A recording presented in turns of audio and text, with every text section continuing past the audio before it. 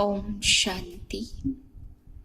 आइए हम सभी भगवान के महावाक्य सुनने से पहले अपने मन को एकाग्र कर शांत करेंगे। चारों ओर से अपने मन को समेट ले, बिल्कुल शांत कर दे और मस्तक के बीच देखें चमकता हुआ छोटा सा बिंदु सितारा है, चमक रहा है। इस शरीर को चलाने वाली मैं एक दिव्य शक्ति हूं।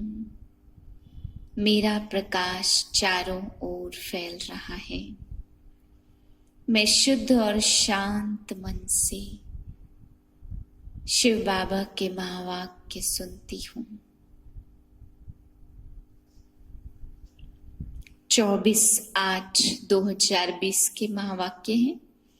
आज बाबा ने हम बच्चों को विशेष समझाया कि सारे विकर्मों की जड़ है देह अभिमान। बाबा ने कहा बच्चे, अंत समय में सारे विकर्म इंसान के सामने आ जाते हैं। जब वो मृत्यु सैया पर होता है तो एक एक विकर्म, पाप कर्म उसको दिखाई पड़ते हैं, जिससे उसका अंत बहुत ही दुखमय होता है।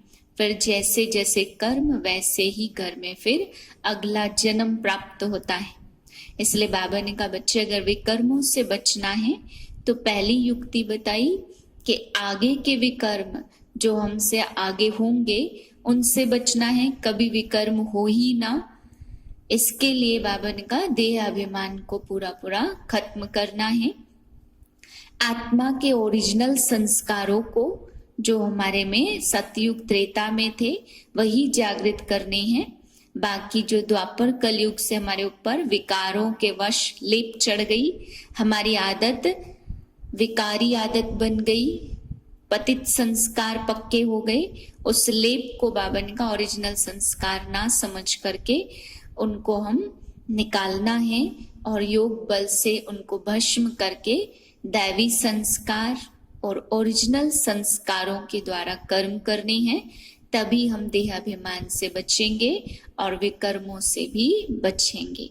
तो बाबा कहते आगे के विकर्मों से बचने के लिए तो देह अभिमान को समाप्त करो, और पीछे जो हो चुके हैं जिन्हें हम बदल नहीं सकते उन विकर्मों से बचना है। तो बाबा ने कहा इस जन्म के विकर्म तो बाप को लिख करके दो, पाप कर्म सब भगवान को लिख करके सुनाओ, जिससे आप पिछले विकर्मों से भी हल्के हो जाएंगे। और पिछले कई जन्मों के विकर्म हम याद नहीं कर सकते हैं, तो बाबा ने कहा वो भगवान की याद से और आत्माभिमानी अवस्था से उनको भस्म करना है। इस प्रकार से विकर्मों से बचेंगे तो हमारी स्थिति बहुत हल्की होगी, आत्माभिमानी अवस्था बनेगी, जिससे हम बाप की याद में सहज ही रह सकेंगे और खुशी भी रहेगी। फिर बाबा कहते हैं कि शास्त्रों में स्वदर्शन चक्र की बात लिखी है, तो तुम बच्चों को स्वदर्शन चक्र यानी स्वयं का दर्शन चक्र मिला हुआ है, अपने ही आसुरी पने को, अपने ही पतित पने को मारने के लिए। बाबा ने कहा कोई स्वदर्शन चक्र से कोई असुरों को नहीं मारा, बल्कि असुर उसे कहा जाता जिसके अंदर आसुरी वृत्ति है। तो हमें अपने ही आसुरी पने को खत्म करना है स्वयं के दर्शन चक्र से। फिर बाबा कहते कि बच्चे, तुम इस समय गुप्त वेश में हो, तुम योद्धे तो हो परंतु गुप्त योद्धे हो। तुम्हारी युद्ध तो चल रही है परंतु विषय विकारों से। कोई भी इस युद्ध को जानते नहीं है, तो स्वर्ग स्थापना का कार्य तुम गुप्त वेश में कर रहे हो। इस धरती पर तुम युद्ध कर रहे हो लेकिन विकारों से। तो बाबा ने कहा तुम्हारी ज्ञान भी गुप्त है और बाप भी गुप्त है, और जो तुम्हारी मेहनत है वह भी गुप्त रूप से चल रही है। मीठे बच्चे, सदा इसी खुशी में रहो कि हमने 84 का चक्र पूरा किया। अब हम जाते हैं अपने घर।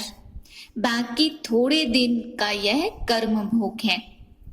प्रश्न है, विकर्माजीत बनने वाले बच्चों को विकर्मों से बचने के लिए किस बात पर बहुत ध्यान देना है? उत्तर दिया बाबा ने, जो सर्व विकर्मों की जड़ देह अभिमान है उस देह अभिमान में कभी न आए, यह ध्यान रखना है। इसके लिए बार बार आत्माभिमानी बन बाप को याद करना है। अच्छे और बुरे कर्म का फल जरूर मिलता है, अंत में विवेक खाता है, लेकिन इस जन्म के पापों के बोझ को हल्का करने के लिए बाप को सच सच सुनाना है। ओम शांति। बड़ी ते बड़ी मंजिल है याद की। बहुतों को सिर्फ सुनने का शौक रहता है, ज्ञान को समझना तो बहुत सहज है। 84 के चक्र को समझना है, स्वदर्शन चक्रधारी बनना है, जास्ती कुछ भी नहीं। तुम बच्चे समझते हो हम स्वदर्शन चक्रधारी हैं। स्वदर्शन चक्र से कोई गला नहीं काटते हैं, जैसे कृष्ण के लिए दिखाया है। यह लक्ष्मी नारायण विष्णु के 2 रूप हैं, क्या उनको स्वदर्शन चक्र है? फिर कृष्ण को चक्र क्यों दिखाते हैं? एक मैगजीन निकालते जिसमें कृष्ण के ऐसे बहुत चित्र दिखाते हैं।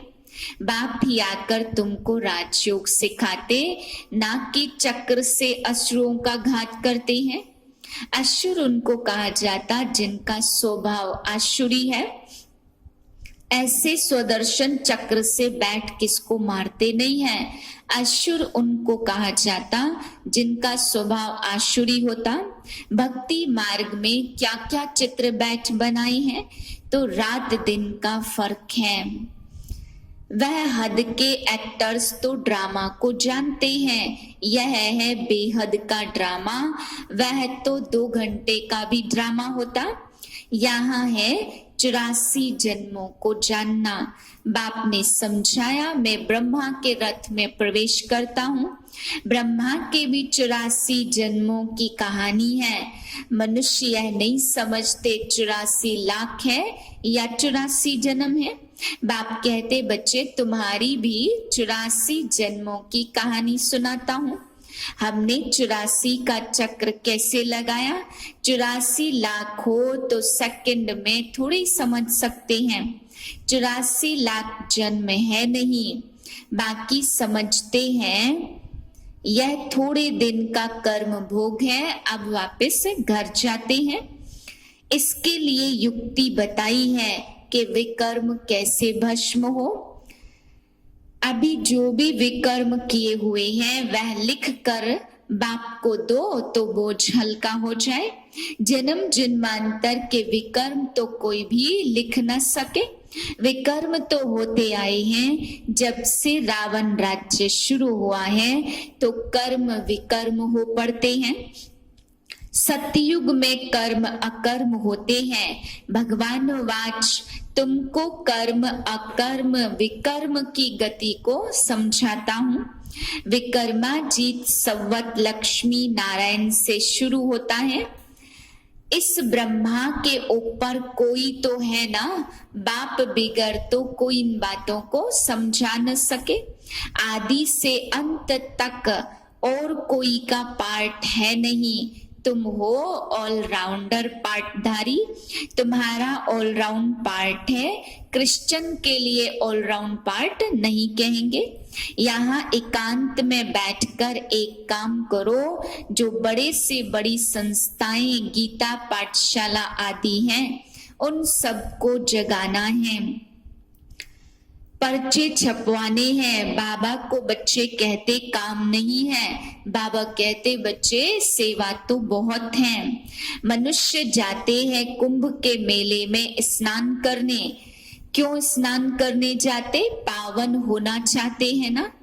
तो जहां जहां मनुष्य स्नान करने जाते वहां वहां जाकर के सर्विस करनी चाहिए, पर्चे बांटने चाहिए। बैठकर लिखो गीता का भगवान परमपिता परमात्मा शिव है या श्री कृष्ण। यह भी बाबा ने समझाया कि पॉइंट लिखनी है, पतित पावन कौन। शिव और शंकर में भेद भी दिखाना है, वह आप ही जज करेंगे, तुमको कहना नहीं है। यह भी बाबा ने समझाया 5000 वर्ष का यह कल्प है, तो यह गोला भी होना चाहिए कि फलाने फलाने समय पर फलाना धर्म आता है।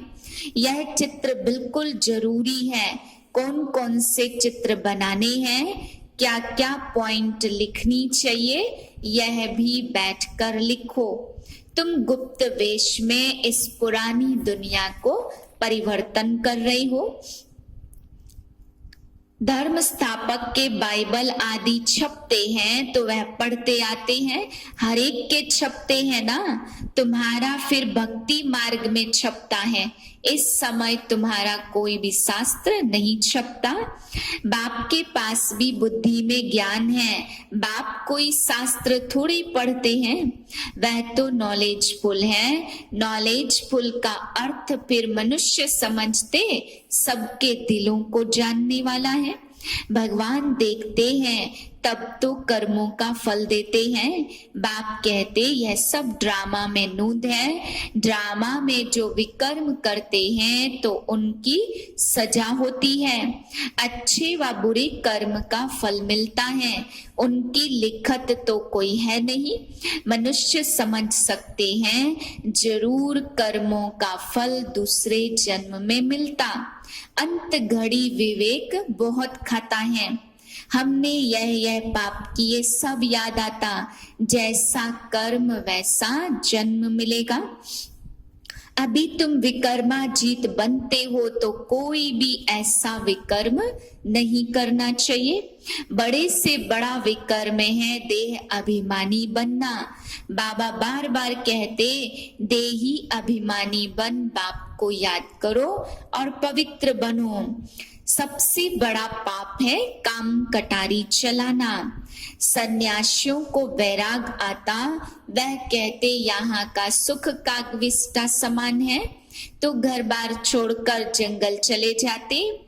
अब बाप कहते वह हद का वैराग्य है, यहाँ बेहद का वैराग्य है। सब कहते बाबा आकर दुख हर कर सुख दो, तो बाप ही दुख हरता सुख करता है। सतयुग में यह देवताओं का राज्य था तो वहां कोई प्रकार का भी दुख नहीं था। तुम बच्चे तीन बाप का राज भी सबको समझा सकते हो। दो बाप तो सब समझते हैं, लौकिक पारलौकिक, और यह अलौकिक प्रजापिता ब्रह्मा। फिर यह है यहाँ संगम युग पर ब्राह्मण भी चाहिए ना। यह ब्राह्मण कोई ब्रह्मा मुख वंशावली थोड़ी है। जानते हैं ब्रह्मा था इसलिए ब्राह्मण देवी देवताए नमः कहते हैं। यह नहीं जानते किसको कहते, कौन से ब्राह्मण। वह है संगम युगी पुरुषोत्तम ब्राह्मण। वह है कलयुगी ब्राह्मण। देवी देवता धर्म की स्थापना हो रही है। पूजा करने व श्राद्ध खाने पर ब्राह्मण लोग आते हैं ना, उनसे भी तुम चिट-चैट कर सकते हो। तुमको सच्चा ब्राह्मण बना सकते हैं। अभी भादो का मास आता है तो सभी पितरों को खिलाते हैं। वह भी युक्ति से तुम्हें करना चाहिए, नहीं तो कहेंगे ब्रह्मा कुमारियों के पास जाकर सब कुछ छोड़ दिया। ऐसा कुछ नहीं करना है जिसमें नाराज हो। युक्ति से तुम ज्ञान दे सकते हो। जरूर ब्राह्मण लोग आएंगे तब तो ज्ञान देंगे ना। इस मास में तुम ब्राह्मणों की बहुत सेवा कर सकते हो।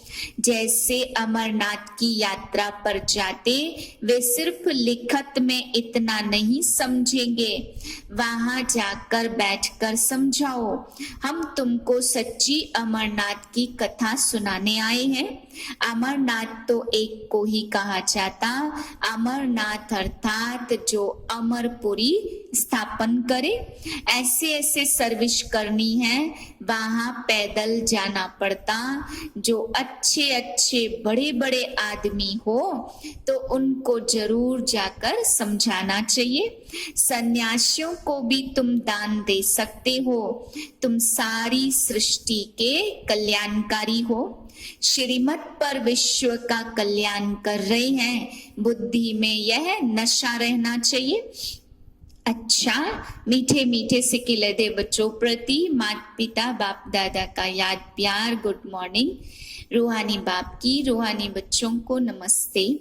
हम रूहानी बच्चों की रूहानी बाप को नमस्ते। धारणा के लिए मुख्य सार है, पहली पॉइंट, जब एकांत व फुर्सत मिलती है तो ज्ञान की अच्छी अच्छी पॉइंट पर विचार सागर मंथन कर लिखना है। सबको संदेश पहुंचाने व सबका कल्याण करने की युक्ति रचनी है। दूसरी पॉइंट है, विकर्मों से बचने के लिए आत्म अभिमानी बन बाप को याद करना है। अभी कोई भी विकर्म नहीं करना है। इस जन्म के किए हुए विकर्म बाप दादा को सच सच सुनाने हैं। वरदान है, संपन्नता द्वारा संतुष्टता का अनुभव करने वाले सदा हर्षित विजयी भव। जो सर्व खजानों से संपन्न है वही सदा संतुष्ट है। संतुष्टता अर्थात संपन्नता, जैसे बाप संपन्न है इसलिए महिमा में सागर शब्द कहते हैं, ऐसे आप बच्चे भी मास्टर सागर अर्थात संपन्न बनो तो सदा खुशी में नाचते रहेंगे। अंदर खुशी के सिवाय और कुछ भी आ नहीं सकता। स्वयं संपन्न होने के कारण किसी से भी तंग नहीं होंगे। किसी भी प्रकार की उलझन या विघ्न एक खेल अनुभव होगा। समस्या मनोरंजन का साधन बन जाएगी। निश्चय बुद्धि होने के कारण सदा हर्षित और विजयी होंगे। स्लोगन है, नाजुक परिस्थितियों से घबराओ नहीं, लेकिन पाठ पढ़कर स्वयं को परिपक्व बनाओ।